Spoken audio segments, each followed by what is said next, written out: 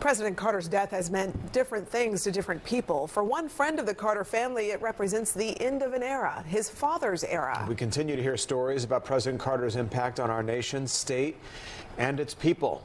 Fox 5's Johnny Edwards spoke with Chuck Byrd, whose father ran against Carter for governor.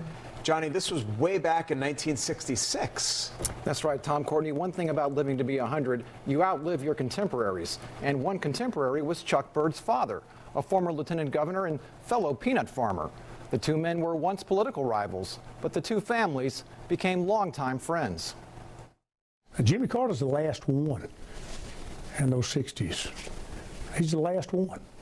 Chuck Byrd's family goes way back with President Jimmy Carter, back to a time when the Democratic Party dominated Georgia politics. This early 60s photo shows his father, Garland Byrd, once Georgia's lieutenant governor, with Carter looking over the shoulder of Governor Carl Sanders. I almost get melancholy. They're all gone. I look at photographs, they're all gone. Like Carter, his father hailed from South Georgia. Both men born in 1924. They had a very similar background, both being raised during the Depression.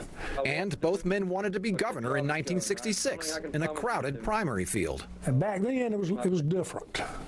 It was a lot different. Families gathered together on the campaign trail. We actually ate together. We talked to each other. Byrd says one of his earliest memories of Carter happened during that campaign at a 4th of July parade in Rome. We were to select cars from the local dealers. And I looked at my father and I said, I want that car. It was a Tornado, classic cutting-edge car.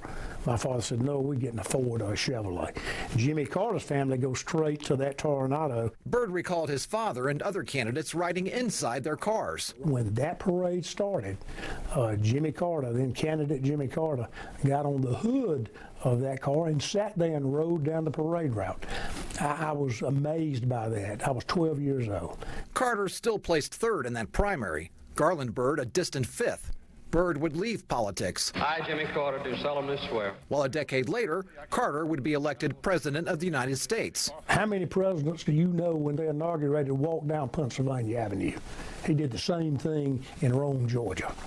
People just didn't remember it. I remembered it. The two families would become intertwined as the decades passed. Garland Byrd lived in Reynolds, just north of Plains, and ran a peanut buying plant.